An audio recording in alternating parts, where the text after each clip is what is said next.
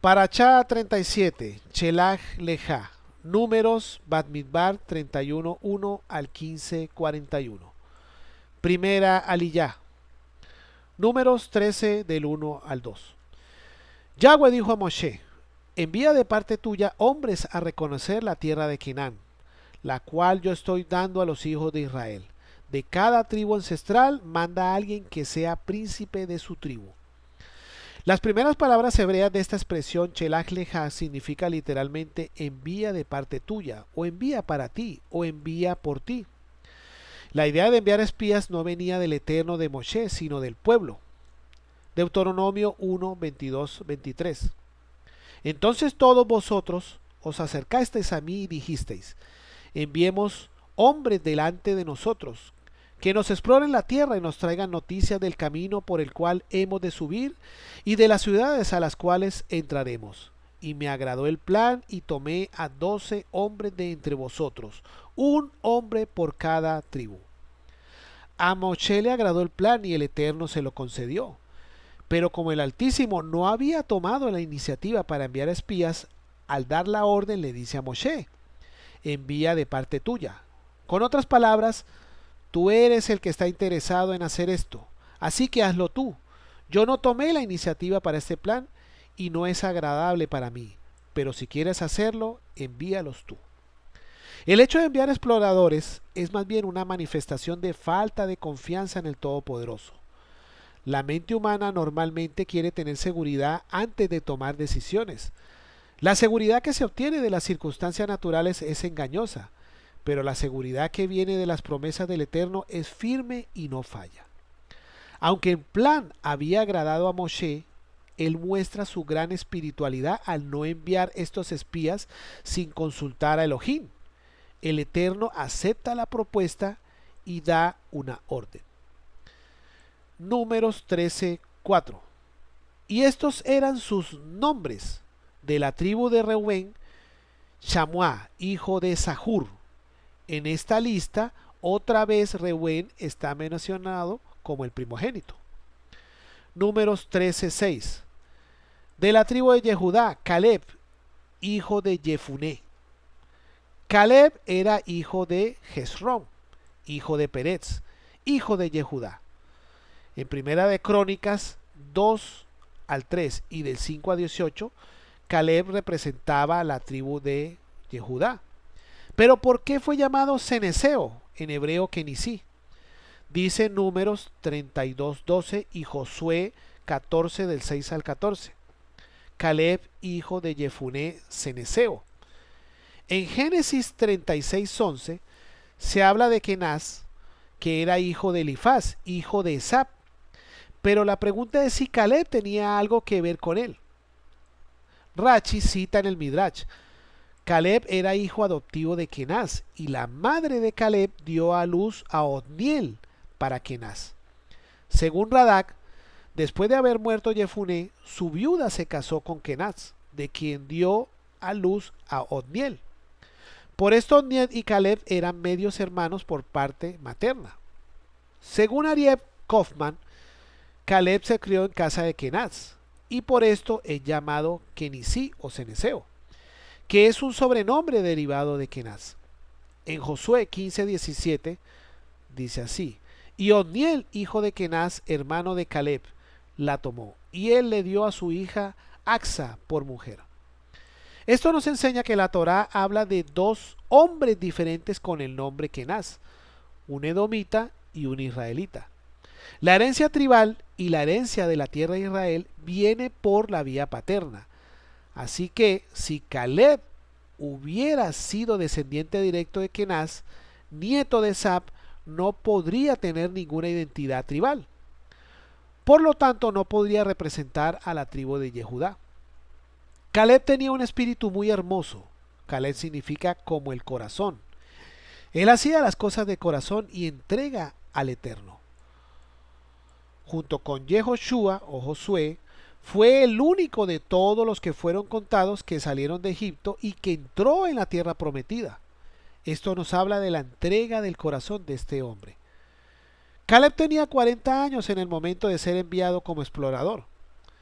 Según Josué, del 14, 10 al 11, dice así: y ahora aquí, Yahweh me ha permitido vivir, tal como prometió, estos 45 años desde el día en que Yahweh habló estas palabras a Moshe, cuando Israel caminaba en el desierto. Y he aquí ahora tengo 85 años. Todavía estoy tan fuerte como en el día en el que Yahweh me envió. Como era entonces mi fuerza, así es ahora mi fuerza para la guerra y para salir y para entrar. Caleb era un ejemplo de un hombre que sirvió de corazón al Eterno y habló desde un corazón entregado. Aunque todos los demás fueron infieles, debemos ser como Caleb. Números 13, 8. De la tribu de Efraín, Josea, hijo de Num. La tribu de Efraín tenía a Oseas o Joshea como su explorador. Su nombre fue cambiado por el de Yehoshua. Joshea o Oseas significa salvador o libertador, y Yehoshua o Josué significa el eterno salva. Este nuevo nombre le fue revelado a Moshe desde el cielo en relación al Mashiach, que iba a venir más adelante. En el texto está escrito Yehoshua, y la forma abreviada de este nombre es Yeshua. Esa forma aparece tanto en los textos hebreos antiguos como en los escritos arameos del Tanakh o Antiguo Testamento. Esto nos enseña que el mismo nombre puede aparecer en dos formas diferentes en el mismo contexto, incluso en el mismo versículo. Primera de Samuel 19:1. Shaul dijo a su hijo Jonatán y a todos sus siervos que dieran muerte a David. Pero Jehonatán, hijo de Shaul, apreciaba grandemente a David. En el texto hebreo de Nehemías, del 8:17, aparece el nombre Yeshua, hijo de Nun, como un sustituto de la forma más antigua, Yehoshua, hijo de Nun, que aparece en el Humash o Pentateuco y en el libro de Josué. En el texto hebreo de Esdras 3:2 se habla del sumo sacerdote Yeshua, hijo de Jotzadak. El mismo hombre aparece en Esdras 5:2, donde el texto original está en arameo, con el mismo nombre, Yeshua, hijo de Jotzadak. El nombre Yeshua es usado tanto en el texto original hebreo como en el texto original arameo. Recordemos que ciertas partes del Tanakh fueron escritas originalmente en el idioma arameo. Sin embargo, si comparamos con Ageo 1:1, vemos que el mismo sumo sacerdote aparece con el nombre de Yehoshua ben Jotzadak. Esta es la forma más antigua. Entonces, ¿qué nombre fue el que dijo el ángel a Joseph y a Miriam que pusieron sobre el hijo que iban a nacer? Mateo 1:21. Y dará a luz un hijo, y le pondrás por nombre Yeshua, porque él salvará a su pueblo de sus pecados. Lucas 1:31. Y he aquí concebiréis en tu seno, y darás a luz un hijo, y le pondrás por nombre Yeshua. En los dos libros, Esdras y Nehemías, que vivían después del cautiverio babilónico, aparece la forma abreviada Yeshua en 26 ocasiones. En estos dos libros no aparece la forma larga Yehoshua. Sin embargo, en los dos libros de los profetas Zacarías y Ageo aparece la forma larga Yehoshua 11 veces, pero la forma corta Yeshua no aparece en ningún lugar de esos libros. Estos dos profetas también vivían después del exilio babilónico. Los dos están usando la forma larga del nombre, mientras que sus contemporáneos Esdras y Nehemías usaban la forma abreviada Yeshua. Esto nos enseña que ambas formas del nombre eran válidas durante el tiempo del segundo templo y donde había una mayor influencia del arameo. Hay una tendencia general a usar la forma abreviada del nombre. La conclusión es que el nombre del Salvador es tanto Yehoshua como Yeshua. Hoy en día, los Yehudim creyentes en él, que viven en Israel y hablan en hebreo, le llaman Yeshua. En cuanto a la forma griega, Jesús, citemos un texto escrito por el doctor Luis Morales. Nos encontramos que en griego aparece el nombre de nuestro Mashiach como Jesús, pero Jesús no significa nada en griego, a no ser en el dialecto jónico, donde Jesús es el genitivo de les, que significa al Elohim Bacó, el Elohim de los bacanales. Más adelante en el mismo artículo sigue. Vemos entonces que el griego Jesús no es sino un esfuerzo de transliterar la palabra hebrea Yeshua, solo que en griego el sonido she suave no existe y por eso se utilizó el sonido ese, y la terminación en a de la palabra Yeshua expresa un femenino, por eso se utilizó el sonido ese. De manera semejante, la Y de Yeshua, que se llama Yod en hebreo y que es la letra más pequeña del alfabeto hebreo, pasó al castellano como J. De ordinario, la Yod se transformó en castellano en J. De aquí que se diga en Mateo 5:18, porque de cierto os digo que hasta que pasen el cielo y la tierra ni una J ni una tilde pasarán de la ley hasta que todo se haya cumplido. O que en vez de decir Yehudá se diga Judá, o que se diga Jerusalén en vez de Jerusalén, o que se diga Jacobo en vez de Jacob. Y todo esto explica cómo la palabra Yeshua se transformó en castellano en Jesús. Fue un buen esfuerzo de transliteración, es decir, se trata de pronunciar el nombre como se pronuncia en el idioma original. Y es que los nombres no se traducen, sino que se transliteran. El nombre de nuestro Mashiach en su idioma original, el hebreo, es Yeshua.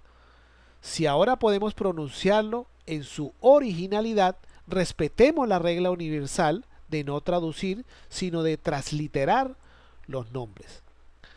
La traducción griega del original hebreo, la Septuaginta, que fue hecha casi 200 años antes del nacimiento de Yeshua, usa la forma griega Jesús como una traducción o transliteración del nombre hebreo Yehoshua. En conclusión, podemos decir que el nombre hebreo Yehoshua es la forma antigua del nombre Yeshua.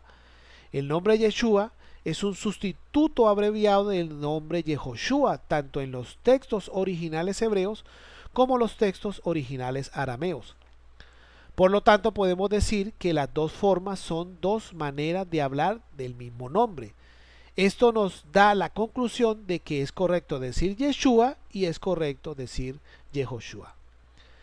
Pero si usamos el nombre Yehoshua para hablar del Mashiach, corremos el riesgo de confundirlo con Yehoshua, hijo de Num. En Israel hoy en día, cuando se menciona el nombre de Yehoshua, normalmente hace referencia al hijo de Num. El nombre Jesús, que aparece en el texto griego de los escritos mesiánicos, no es otra cosa que un intento de transliterar el nombre hebreo de Yeshua. Números 13 al 16. A Joshea, hijo de Num, Moshe lo llamó Yehoshua. Moshe tuvo la revelación del Mashiach Yeshua. En Juan 5:46 dice así: porque si creyeres a Moshe, me creerás a mí, porque de mí escribió él. El Eterno reveló a Moshe el nombre de Mashiach, que iba a venir en forma antigua y amplia.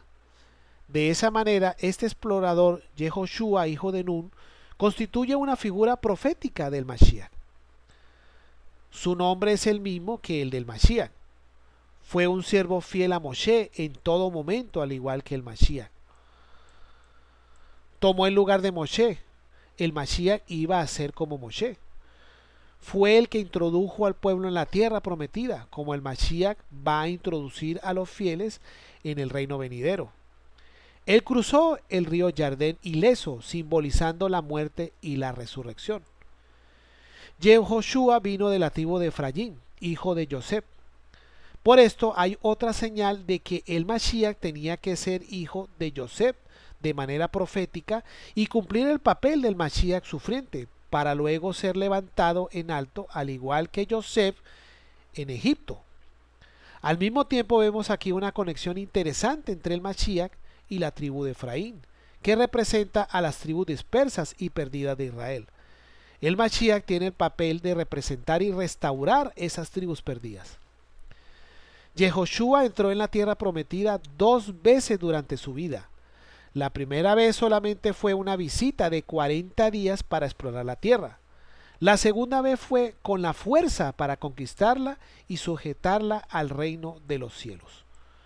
De la misma manera, cuando estuvo el Mashiach en la tierra de Israel, la primera vez su visita duraba solo unos años y no usó la fuerza bélica para implantar el reino.